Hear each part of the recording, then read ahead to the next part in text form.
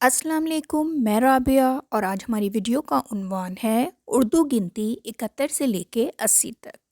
आज के इस वीडियो में हम 71 से लेके 80 तक गिनती लिखना और पढ़ना सीखेंगे। 71 71, 72 72, 73 73, 74 74, 75 75, 76 76, 77 77, 78 78, 79 79,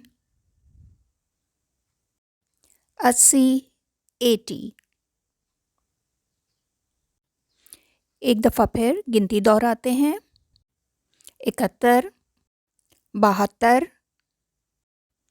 73, 74, 75, 76, 77,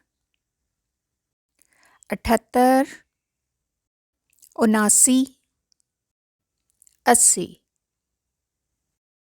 आज की इस वीडियो में हमने उर्दू गिनती 71 से लेकर 80 तक लिखना और पढ़ना सीखी है। आज के लिए इतना ही। मेरी नेक्स्ट वीडियो तक अपना बहुत ख्याल रखिएगा। फिर मिलते हैं। अल्लाह हाफ़िज़।